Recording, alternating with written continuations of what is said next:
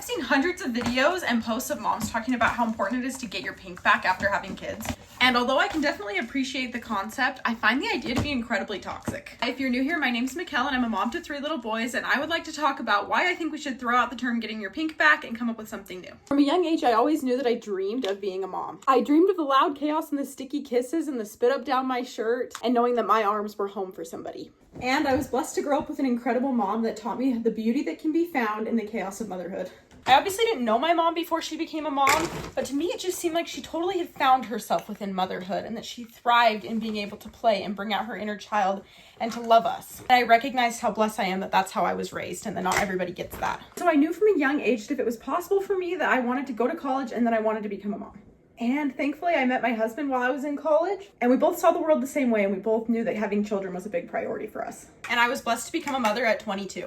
We had our first perfect, beautiful baby boy when I was 22, and then we chose to have our kids pretty close in age. And we did that because me and my sister are pretty close in age, and we've been pretty close my whole life, and I wanted that for my kids. So we have 3 beautiful boys that are all around 2 years apart. And if you didn't know, the idea of getting your pink back comes from flamingos because they give and give and give to their kids. They become so depleted that they lose their pink. And after their babies become a little more self-sufficient, then they start to gain it back. And this is where I start to find the idea of getting our pink back to be so toxic. Number 1, it's giving into the idea that we need to return to who we were before we had kids. And number 2, it gives into the idea that we should give, and never save anything for ourselves. I will never return to who I was before I had kids because I don't want to. Motherhood has turned me into a person that I am so unbelievably proud of. And I could not have gotten here any other way besides by becoming a mother. It's taught me kindness, empathy, selflessness.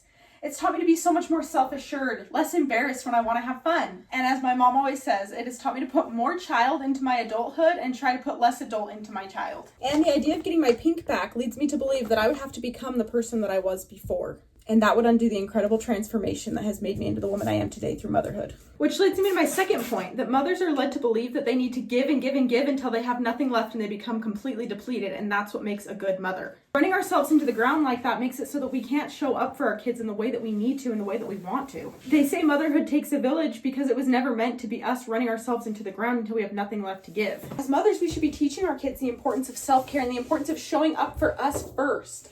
We were never meant to reach a point of depletion where we have to take months to recover. Now, don't get me wrong. I'm not saying that pregnancy and motherhood and childbirth don't take a lot out of you and you need time to recover from that.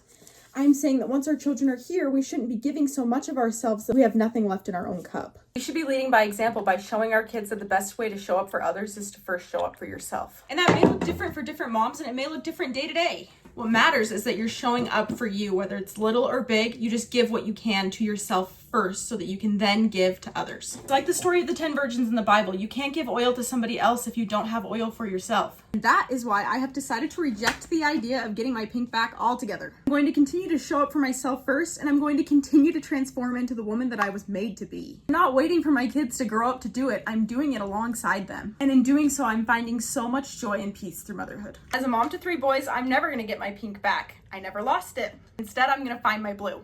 God gifted me 3 amazing little boys, and I love them so much. Their interests differ from mine, and that doesn't mean I have to give up on all the things that I love and all my hobbies. But it does mean that I'm so excited to learn about the things that interest them. They love mud, I love exercising, we found common ground in hiking. They love dumping things out, I love baking, we found common ground in finding some really cool scientific experiments.